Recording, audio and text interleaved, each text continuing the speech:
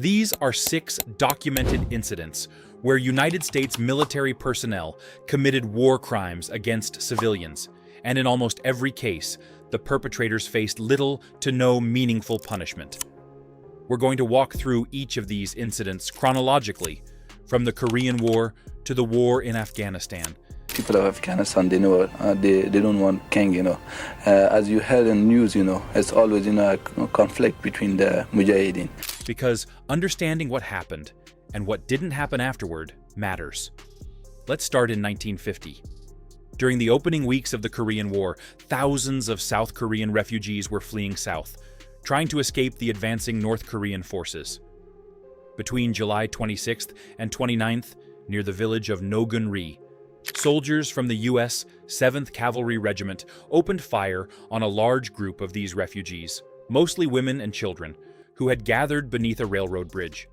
The killing continued for 3 days straight. The Nogunri Peace Foundation estimates between 250 and 300 civilians died. A South Korean government inquest later certified 163 dead or missing and 55 wounded, noting that many victims were never even reported. Former 7th Cavalry machine gunner Norman Tinkler was later quoted saying simply, "We just annihilated them." And then the world forgot about it. For nearly 50 years. It wasn't until 1999 that the Associated Press published an investigative report on the massacre. That AP team won the Pulitzer Prize for investigative reporting in 2000. After 15 months of investigation, U.S. and South Korean officials acknowledged that American soldiers did kill or injure an unconfirmed number of Korean refugees. But here's where the story fractures. American investigators claimed they found no evidence that orders were given to fire on civilians. South Korean investigators disagreed.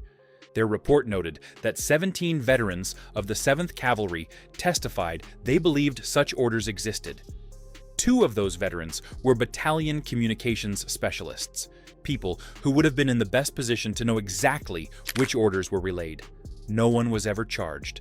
Now, let's move forward to March 16th. 1968, Vietnam. The My Lai Massacre. This is the largest confirmed massacre of civilians by U.S. forces in the 20th century. C Company, led by Captain Ernest Medina, entered the hamlet of My Lai expecting to find Viet Cong fighters. There were none. The killings began anyway and continued for hours. Between 347 and 504 unarmed civilians were murdered. Almost all of them were women, children, and elderly men. According to the Peers Commission investigation, at least 20 Vietnamese women and girls were raped during the massacre, with victims ranging from age 10 to 45. The massacre only stopped because of one man. Warrant Officer Hugh Thompson was piloting a helicopter over My Lai when he saw what was happening below. He landed his aircraft between the soldiers and the fleeing villagers and threatened to open fire on his own countrymen if they didn't stop. Thompson and his crew members, Glenn Andriota and Lawrence Colburn, were later awarded the Soldier's Medal for their actions that day, but not until 1998, 30 years later. The Army initially reported the operation as a success. General Coster sent congratulations to Charlie Company. General Westmoreland praised them for outstanding action. The official report claimed 128 Viet Cong combatants killed. It took 20 months for the truth to surface. First through a letter written by veteran Ronald Ridenour to President Nixon and members of Congress, and then through Seymour Hersh's investigative reporting in November 1969. Out of everyone involved, only one person was convicted. Lieutenant William Calley was sentenced to life in prison. He served 3.5 years of house arrest before being released. Calley died on April 28, 2024, at age 80. On his death certificate, the question asking whether he had ever served in the U.S. Armed Forces was marked no. Fast forward to the Iraq War. In 2003, Abu Ghraib Prison, located 20 miles west of Baghdad, became a U.S. Army detention center. At its peak, it held 3,800 detainees. Inside the facility's concrete hard site, Iraqi prisoners were subjected to systematic abuse and torture.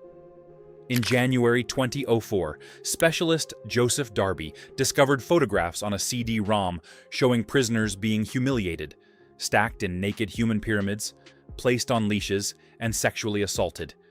He reported what he found. When 60 Minutes 2 broadcast those photos on April 28, 2004, the world reacted with horror. Major General Antonio Taguba's investigation found numerous incidents of what he called sadistic, blatant, and wanton criminal abuses. The Faye Jones report documented 44 specific instances of abuse.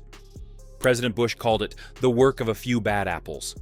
Others disagreed. Al Gore said it was the natural consequence of administration policy.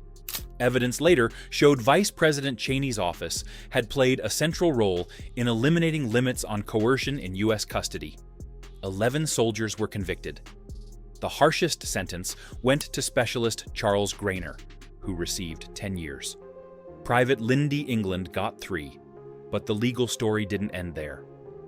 In November 2024, a federal jury found military contractor KCE Premier Technology liable for its role in the torture and ordered the company to pay $42 million to 3 Iraqi plaintiffs.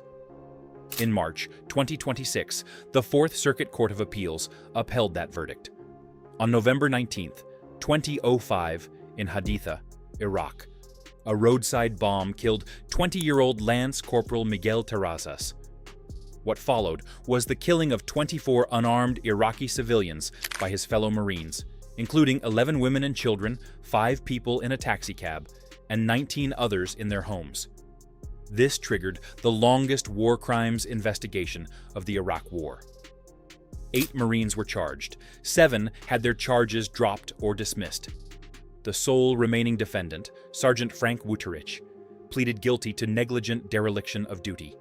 He received a rank reduction and a pay cut, no prison time. A lawyer for the victims called it an assault on humanity. Then there's Mahmoudiyah.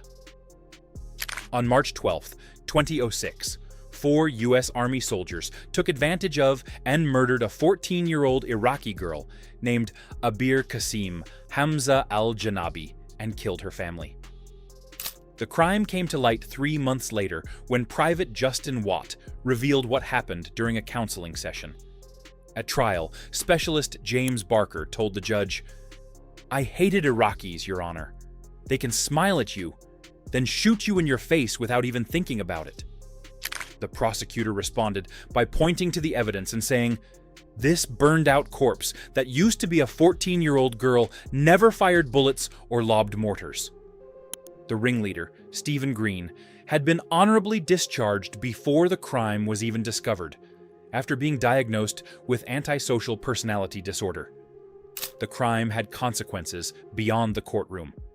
2 weeks after the attack, soldiers from the same unit were captured, tortured, and killed in what was later claimed as direct retaliation.